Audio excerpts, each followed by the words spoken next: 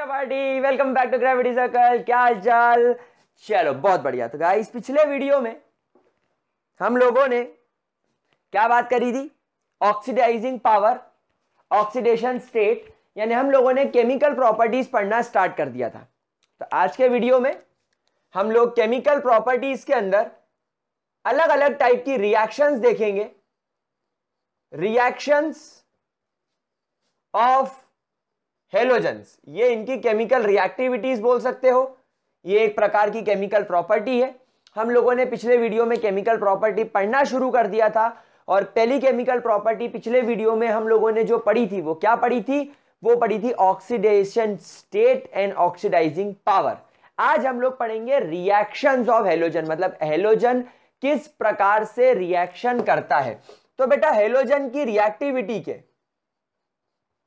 Reactivity of your halogen reactivity of halogen is because of.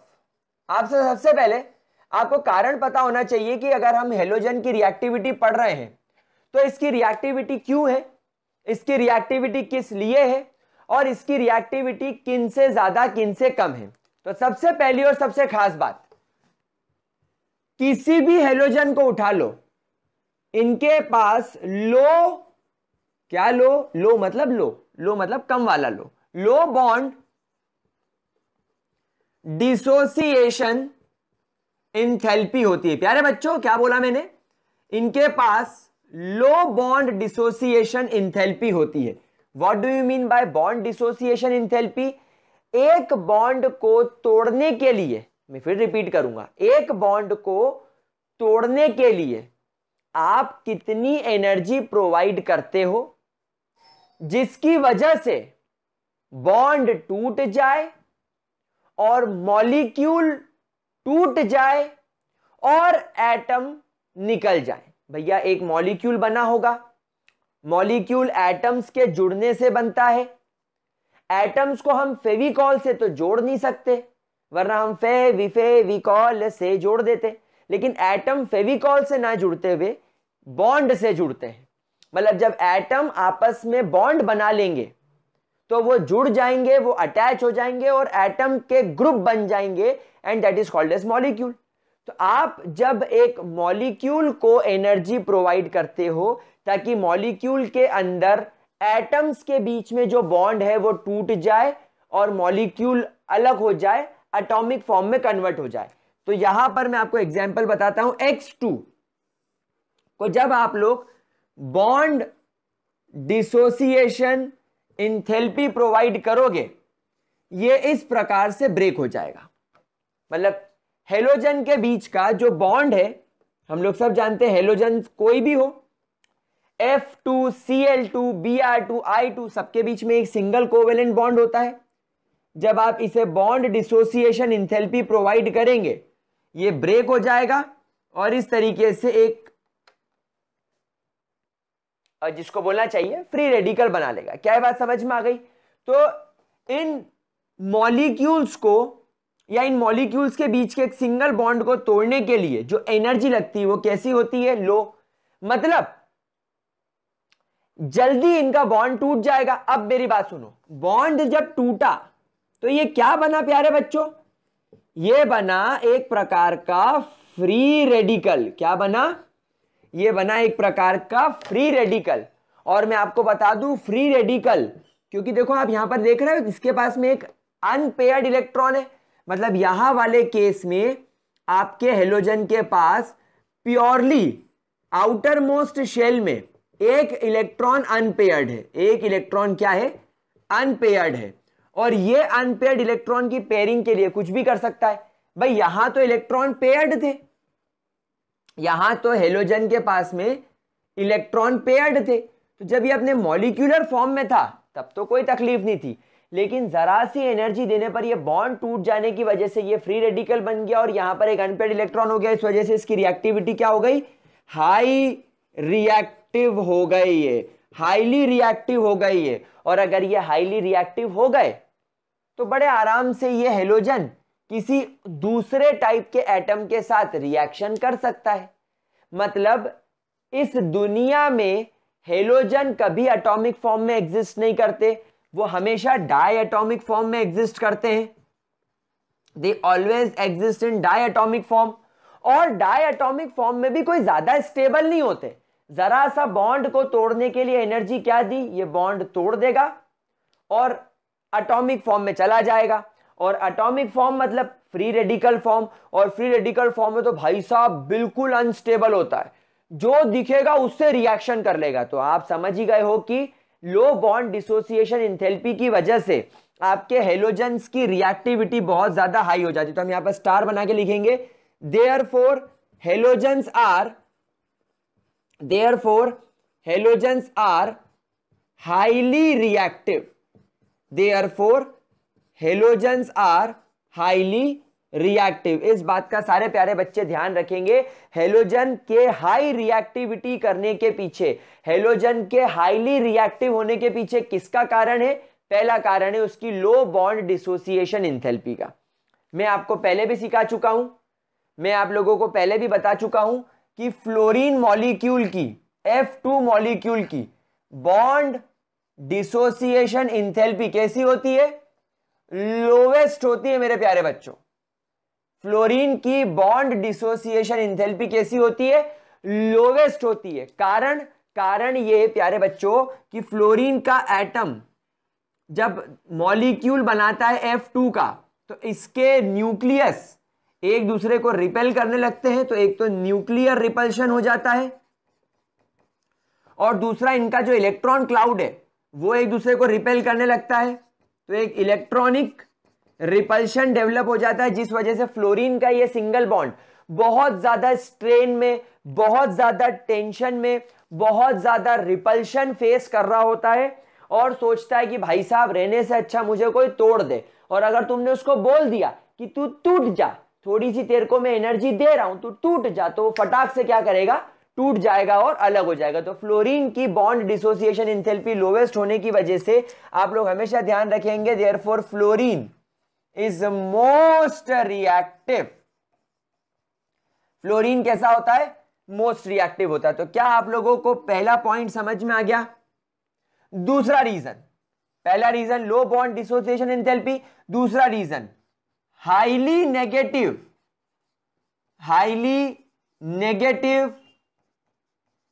Electron gain enthalpy. प्यारे बच्चों, आप लोग सब जानते हो आपके हेलोजन फैमिली की इलेक्ट्रॉन गेन इंथैल्पी सबसे ज्यादा नेगेटिव होती है। क्यों? क्योंकि इनको अपना आउटर मोस्ट शेल कंप्लीट करने के लिए मात्र एक इलेक्ट्रॉन की जरूरत होती है। तो पहले क्या करा?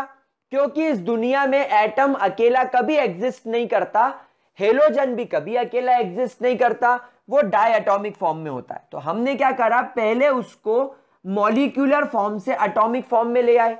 कैसे लाए? मॉलिक्यूल को बॉन्ड डिसोसिएशन इंथैल्पी देकर मॉलिक्यूल के बीच के बॉन्ड को तोड़ा और उसको फ्री रेडिकल यानी एटॉमिक फॉर्म में ले आए, जो कि बड़ा आसान है। किसी भी हेलोजन को तोड़ना बड़ा आसान है, जिसमें फ्लोरीन को सबसे कम एनर्जी दोगे, बहुत कम एनर्जी दोगे, तब भी वो अपने फ्री रेडिकल फॉर्म में आ जाएगा। अब वो अपने एटॉमिक फॉर्म में आ गया, और हम लोग सब जानते हैं कि जब हेलोजन अपने एटॉमिक फॉर्म में होता है, यानी कि इस तरीके के फ्री रेडिकल फॉर्म में होता है, तो उसके वैलेंस शेल में बस एक इलेक्ट्रॉन की कमी होती है, बस एक इलेक्ट्रॉन की कमी होती है। और जैसे उसको वो एक इलेक्ट्रॉन मिल जाएगा, वो नोबल गैस जैसा हो जाएगा। तो वो उस इलेक्ट्रॉन को कंप्लीट करने के लिए क्या करेगा? किसी दूसरे एलिमेंट के एटम के साथ रिएक्शन करेगा कि जल्दी से उसका इलेक्ट्रॉन या तो खींच लूं या शेयरिंग कर लूं और स्टेबल हो जाऊं। तो और इस वजह से वो क्या करेगा? रेडिली एक्सेप्ट्स और shares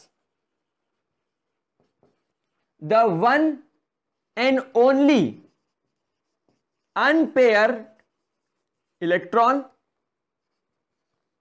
and hence have highest reactivity। इसलिए कैसी रिएक्टिविटी होती है इसकी? हाईएस्ट रिएक्टिविटी होती है। तो प्यारे बच्चों, अगर आपसे कोई पूछता है कि आपके हेलोजन इतने रिएक्टिविटी क्यों शो करते हैं, तो आप बोलोगे दो कारणों की वजह से। पहला कारण कि इनकी बॉन्ड डिसोसिएशन एंथैल्पी कम होती है, इसलिए हम इस मॉलिक्यूल को तोड़कर एटॉमिक फॉर्म में ले जा सकते हैं, और फ्लोरीन की सबसे लोएस्ट होती है, मतलब फ्लोरीन सबसे आराम से एटॉमिक फॉर्म में कन्वर्ट हो जाता है। फिर highly negative electron gain enthalpy, मतलब ये जैसे इलेक्ट्रॉन एक्सेप्ट करेंगे ये इतने ज्यादा स्टेबल हो जाएंगे कि ये इतनी सारी एनर्जी छोड़ेंगे, ढेर सारी एनर्जी छोड़ेंगे, और जितनी एनर्जी छोड़ेंगे उतनी नेगेटिव उसको हम लोग शो करेंगे। भाई एनर्जी छोड़ना मतलब एनर्जी रिलीज करना, और जब एनर्जी रिलीज करी तो कैसा साइन आएगा, नेगेटिव साइन आएगा। समझ में आ गई बात। तो highly negative electron gain enthalpy होती है, क्योंकि इनको बस एक इलेक्ट्रॉन चाहिए होता है, मतलब ये बहुत ज्यादा अनस्टेबल होते हैं, एक इलेक्ट्रॉन पाते ही ये बहुत स्टेबल हो जाते हैं और जितनी एक्स्ट्रा एनर्जी है सब छोड़ देते हैं। इस वजह से इनकी इलेक्ट्रॉन गेन एंथैल्पी नेगेटिव हो जाती है। ये दो पॉइंट क्लियर हुए, पक्की बात। कुछ बच्चों के मन में अभी भी डाउट हो सकता है कि सर कैसे, तो गाइस मैं आपको वैसे भी सिखा चुका हूं इलेक्ट्रॉन गेन एंथैल्पी में क्या, कि जब कभी भी एक एटम ज्यादा स्टेबल होता है तो उसके पास में कम एनर्जी होती है, और जब एक एटम इस प्रकार से अनस्टेबल होता है तब उसके पास में बहुत ज्यादा एनर्जी होती है। तो जब कोई एटम अनस्टेबल है, मतलब उसका ऑक्टेट पूरा नहीं है, तो वो एक इलेक्ट्रॉन एक्सेप्ट करेगा। और फ्लोरीन, क्लोरीन, ब्रोमीन, आयोडीन यानी हेलोजन के केस में तो इनको ऑक्टेट पूरा करने के लिए एक ही इलेक्ट्रॉन चाहिए, तो वो एक इलेक्ट्रॉन जैसे ही उसको मिलेगा वो स्टेबल हो जाएगा। मतलब आप खुद अपने आप को इमेजिन करो कि तुम लोगों के बोर्ड एग्जाम में पासिंग नंबर है 8 मार्क्स 8 और तुमको आ गए 7, 1 मार्क से फेल होगा तो बहुत टेंशन होगा, दौड़ोगे अब क्या करें अब क्या करें अब क्या करें। और अगर सर तुम पे दया खा के तुमको 1 नंबर दे दे, अरे बाप रे भगवान बच गए, अब घर पे फ्लाइंग चप्पल रिसीव नहीं होगा, मम्मी पापा कूटे कूटे नहीं मारेंगे, बच गए, थैंक गॉड, भगवान तेरा शुक्रिया। ऐसा करोगे तुम लोग? इसके साथ भी ये स्थिति कि बस एक इलेक्ट्रॉन मिल जाए मैं नोबल गैस बन जाऊं, तो ये जैसे एक इलेक्ट्रॉन मिलेगा स्टेबल हो जाएगा। तो स्टेबल होगा कैसे, जितनी हाई एनर्जी इसके अंदर है वो सब हाई एनर्जी को रिलीज करना पड़ेगा, एनर्जी रिलीज करेगा तभी तो इसकी एनर्जी कम होगी। भाई तुम्हारे पास ज्यादा एनर्जी और तुम अपनी एनर्जी कम करना चाहते हो, तुमको उसको रिलीज करना पड़ेगी, तो ये सारी एक्स्ट्रा एनर्जी रिलीज कर देगा, सारी एक्स्ट्रा एनर्जी रिलीज करके क्या करेगा, स्टेबल फॉर्म में आ जाएगा। तो वो जो एनर्जी ये रिलीज कर रहा है वो इसको छोड़ के जा रही है, मतलब इससे दूर जा रही है, जाना मतलब लॉस। भले ही इसके काम की चीज नहीं हो, ये चाहता हो कि मेरे पास कम एनर्जी हो, लेकिन इसको छोड़ के तो एनर्जी जा रही है, ये अपनी एनर्जी छोड़ रहा है, मतलब नेगेटिव चीज कर रहा है, इसलिए इलेक्ट्रॉन गेन एंथैल्पी कैसी हो जाएगी, यहां पर नेगेटिव हो जाएगी। क्या ये बात समझ में आ गई? कोई दिक्कत इन दोनों चीजों के अंदर? तो गाइस इन दोनों पॉइंट्स को मिलाकर यहां पर मैं एक बात लिख देता हूं, क्योंकि हम लोग सब जानते हैं यहां पर क्लोरीन की इलेक्ट्रॉन गेन एंथैल्पी फ्लोरीन से ज्यादा होती है, नेगेटिव।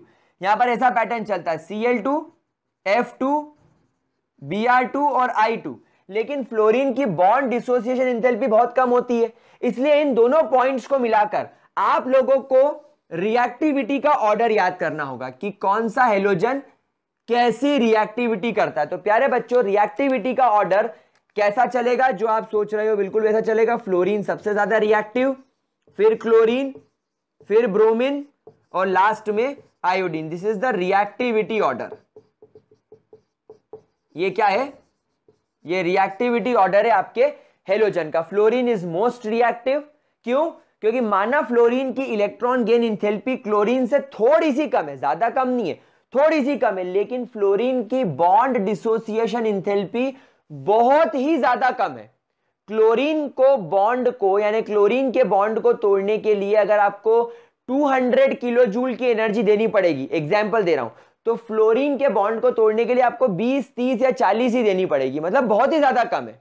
तो दोनों फैक्टर्स को जब मिलाकर देखा गया तो यह पाया गया कि फ्लोरीन सबसे ज्यादा रिएक्टिव है, क्योंकि वो सबसे जल्दी अपने बॉन्ड को तोड़ता है और उतनी जल्दी इलेक्ट्रॉन एक्सेप्ट कर लेता है। और दूसरा रीजन ये भी बोल सकते हैं कि ये मोस्ट इलेक्ट्रोनेगेटिव है, मतलब ये इलेक्ट्रॉन खींचने में देर करेगा ही नहीं। फिर क्लोरीन, फिर ब्रोमीन, फिर iodine, and it is the least electronegative and इसकी रिएक्टिविटी सबसे लेस होती है and it is less reactive,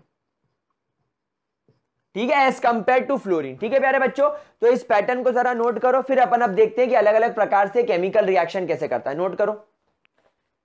और मेरा प्यारा प्यारा अल्फोंसो लिख लिया, चलो बहुत बढ़िया। तो गाइस अब आप लोग ये बात समझ चुके हो कि अब हम लोग कहीं पर भी किसी भी टाइप की रिएक्शन देखेंगे तो अगर आपसे कोई पूछता है कि ये रिएक्शन क्यों कर रहा है, तो आपके पास में दो जवाब होंगे। पहला जवाब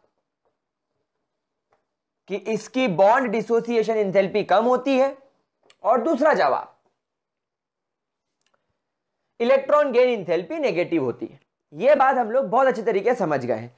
नाउ अब एक एक करके सारी केमिकल रिएक्शंस हम लोग देखना स्टार्ट करते हैं, और सबसे पहली केमिकल रिएक्शन आ रही है reactivity with hydrogen. Oh my God, reactivity with hydrogen. चलिए सुपर। तो अब हम लोग यहां पर देखेंगे कि आपकी हेलोजन फैमिली हाइड्रोजन के साथ कैसे रिएक्ट करती है। तो गाइस यहां पर आप लोग लिखेंगे दैट ऑल हेलोजन reacts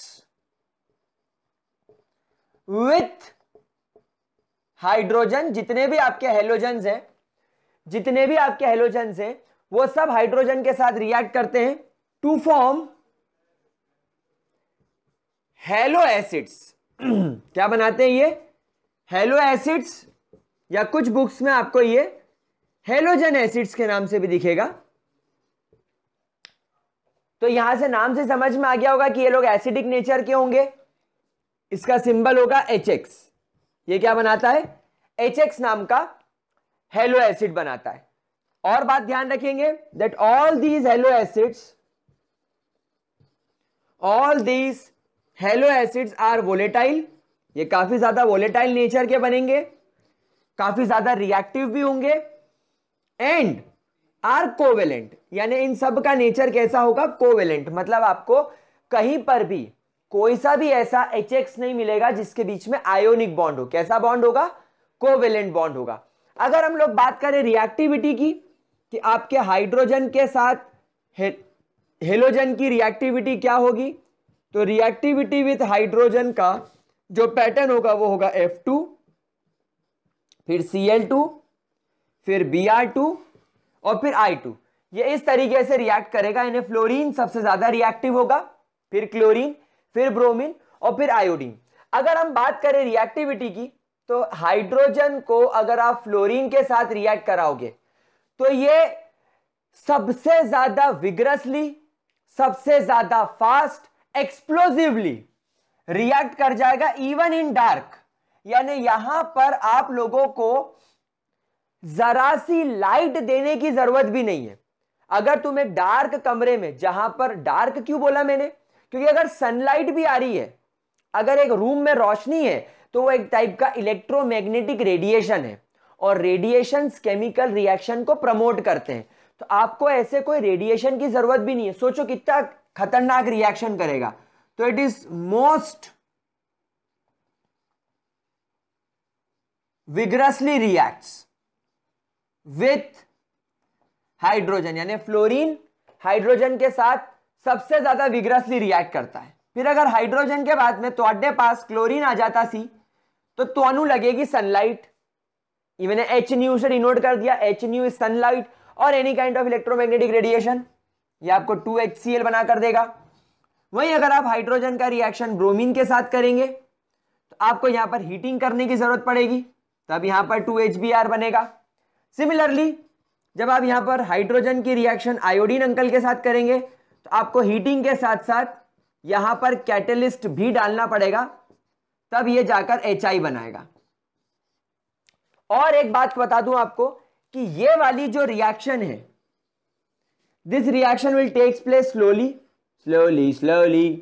उसके बाद ये रिएक्शन रिवर्सिबल है। यानी मुझे यहां पर जो एरो बनाना चाहिए वो कुछ ऐसा बनाना चाहिए, यानी कि HI फिर टूट के हाइड्रोजन आयोडीन में टूट सकता है। ठीक है, और it reaction is not fully completed. यानी अगर आप सोचो कि आप H2 और I2 को पूरी तरीके से HI में कन्वर्ट कर दोगे, यानी कि अब H2 और I2 0% बचा और 100% HI बन गया, ऐसा कभी नहीं होगा। ये रिएक्शन एक टाइम के बाद इक्विलिब्रियम में आ जाएगी। रिवर्सिबल साइन का मतलब क्या है? रिएक्शन एक लिमिट के बाद इक्विलिब्रियम में आ जाएगी। मतलब अब जैसे ही H2 और I2 जुड़कर HI बनाएंगे, इक्विलिब्रियम की बात कर रहा हूं, ठीक उसी समय दो HI टूट के H2 और I2 बना लेंगे। हो सकता है कि ये 70% पर इक्विलिब्रियम अचीव करे, मतलब यहां पर रिएक्टेंट बचे 30%, प्रोडक्ट बन जाए 70%। अब जैसे ही 1% H2I2 जुड़कर HI बना, 1% HI टूट के वापस से बना लेगा, तो अब रिएक्शन वहीं पर रुक जाएगी, 100% कंप्लीट कभी नहीं होगी। क्या ये बात क्लियर हो गई? क्या इसके अंदर किसी भी तरीके की कोई दिक्कत?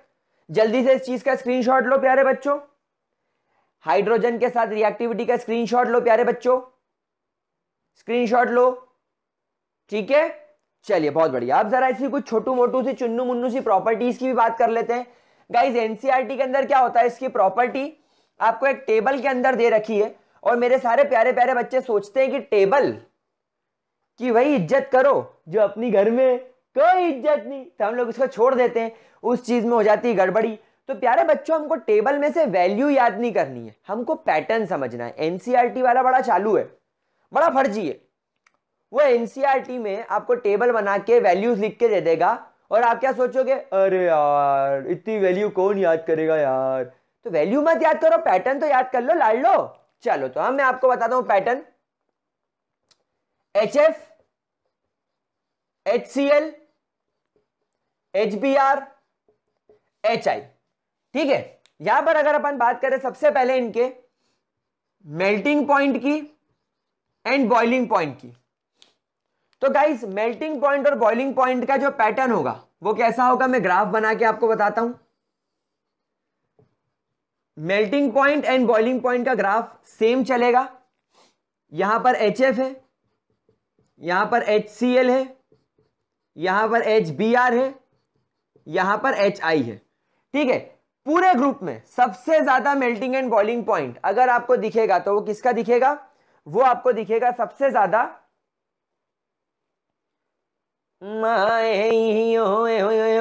किसका, HF का। फिर HF के बाद आगे बढ़ोगे तो HCl का एकदम से कम हो जाएगा, मैं आपको रीजन बताऊंगा ऐसा क्यों। फिर HBr का थोड़ा सा बढ़ेगा और HI का देन सबसे ज्यादा हो जाएगा। कुछ ये पैटर्न आपको देखने को मिलेगा। तो अगर आपसे कोई बोले कि मेल्टिंग एंड बॉइलिंग पॉइंट का बताओ पैटर्न, तो पहले HI, फिर HF, फिर HBr और फिर HCl। HCl का सबसे कम होता है। इसके पीछे क्या लॉजिक लगाओगे, तो प्यारे बच्चों सबसे पहले आप HI मॉलिक्यूल की बात करो। HI मॉलिक्यूल का साइज सबसे बड़ा होगा, फिर उससे छोटा HBr, फिर उससे छोटा HCl और फिर सबसे छोटा HF। तो ये साइज है। तो हम लोग सब जानते हैं that as size increases, size increase होने की वजह से क्या होगा, पोलैरिटी बढ़ेगी, पोलैरिटी इंक्रीजेस, पोलैरिटी इंक्रीज होने की वजह से क्या होगा, आपका वेंडर वॉल फोर्स बढ़ जाएगा, और इस वजह से मेल्टिंग एंड बॉइलिंग पॉइंट बढ़ जाएगा।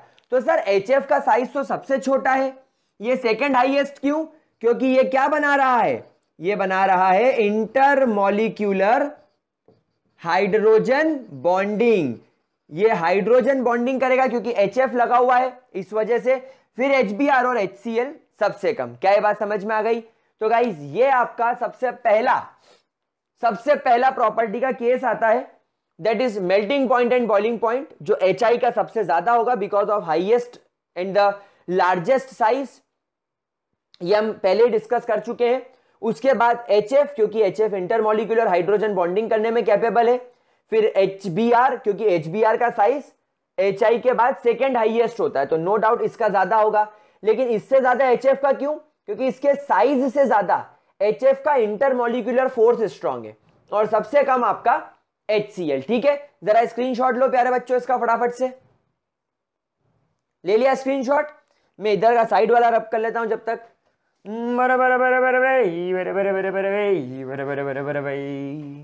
चलो, तो ये हो गई आपकी पहली property. Melting point and boiling point.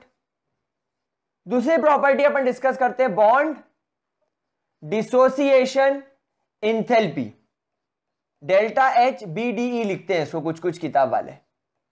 What is bond dissociation enthalpy? Energy required to break the bond, energy required to break the bond. तो बॉन्ड किसके बीच में ब्रेक करना है? हमको HF के बीच का बॉन्ड ब्रेक करना है, हमको HCl के बीच का बॉन्ड ब्रेक करना है, हमको HBr के बीच का और HI के बीच का बॉन्ड ब्रेक करना है। प्यारे बच्चों, यहां पर हम लोग सब जानते हैं फ्लोरीन इज मोस्ट इलेक्ट्रोनेगेटिव। तो फ्लोरीन और हाइड्रोजन इज लीस्ट इलेक्ट्रोनेगेटिव, इसकी कोई इज्जत ही नहीं है। तो फ्लोरीन हाइड्रोजन के इस इलेक्ट्रॉन को अपने और इतनी ताकत से खींचेगा, इतनी ताकत से पकड़ के रखेगा कि कोई इसको तुड़वा नहीं सकता। लेकिन अगर अपन बात करें आयोडीन की, आयोडीन का साइज बहुत बड़ा होता है। साइज बड़ा हो जाने की वजह से, आयोडीन का साइज बड़ा हो जाने की वजह से इफेक्टिव न्यूक्लियर चार्ज कमजोर पड़ जाता है, स्क्रीनिंग इफेक्ट बढ़ जाता है। तो आयोडीन अपने खुद के वैलेंस शेल के इलेक्ट्रॉन्स को पकड़ नहीं पाएगा। भाई मैंने यही सिखाया था, डाउन द ग्रुप न्यूक्लियस को अंदर के शेल के ऑर्बिटल्स पूरी तरीके से जान लगा के घेर लेते हैं। अब जब उसको जान लगा के घेर लेंगे तो बेचारा न्यूक्लियस अपने वैलेंस शेल को पकड़ नहीं पाएगा, उसको अपनी ओर खींच नहीं पाएगा। तो जब आयोडीन अपना खुद का ध्यान नहीं रख पा रहा, इस हाइड्रोजन के इलेक्ट्रॉन को वो कैसे होल्ड करेगा लाडलो? वो जब अपने खुद के इस वैलेंस शेल के इलेक्ट्रॉन्स को नहीं पकड़ पा रहा, वो हाइड्रोजन के इस इलेक्ट्रॉन को क्या पकड़ेगा? तो इस वजह से ये बॉन्ड वीकेस्ट कंसीडर किया जाएगा। This is the weakest bond. वहीं पर यह बॉन्ड कैसा होगा? Strongest bond. कैसा होगा? Strongest bond. तो बॉन्ड डिसोसिएशन इंथैल्पी HF की सबसे ज्यादा होगी, फिर HCl, फिर HBr और सबसे कम HI की। मतलब HI के मॉलिक्यूल को तोड़ना हमारे लिए सबसे इजी है और HF के बॉन्ड को तोड़ना हमारे लिए सबसे ज्यादा मुश्किल है। क्लियर? गुलगुलो, बुलबुलो, बुलबुले, बुलबुले, लेमू, लेमू, ओ ओ ओ। ठीक है? कोई दिक्कत, कोई परेशानी? चलिए बहुत बढ़िया। तो इसको स्क्रीनशॉट ले लो जल्दी से, मैं इसको रब करने वाला हूं। स्क्रीनशॉट लो, 1 2 3 कुछ। चलिए बहुत बढ़िया। नाउ हाइड्रोजन के साथ रिएक्टिविटी हम लोग पढ़ रहे हैं और अब एक लास्ट पॉइंट और डिस्कस करेंगे, बिल्कुल लास्ट पॉइंट, कि जब बॉन्ड डिसोसिएशन एंथैल्पी देख ली तो जरा हम लोग इसके pKa वैल्यू बोले तो एसिडिक नेचर की बात कर लेते हैं। किसके? मेरा प्यारा देशवासियों, किसकी बात करेंगे? एसिडिक वैल्यू की। प्यारे बच्चों, एक बात याद रखना, हमेशा जीवन में एक बात याद रखना, अगर कभी आपसे कोई बोले कि आपके पास में pKa नहीं Ka की वैल्यू है, तो इसका एक रूल होता है, लार्जर द Ka यानी एसिडिक कांस्टेंट बोलते हैं इसको। तो larger the Ka value more will be acidity या more will be acidic nature वा। सिमिलरली Ka का जब आप नेगेटिव लॉगरिथम ले लोगे बेस 10, यानी जब आप इस pKa का नेगेटिव लॉगरिथम ले लोगे इस तरीके से, यानी Ka का आपने नेगेटिव लॉग ले लिया, तो यह बदल जाता है pKa के अंदर। किसके अंदर बदल जाता है?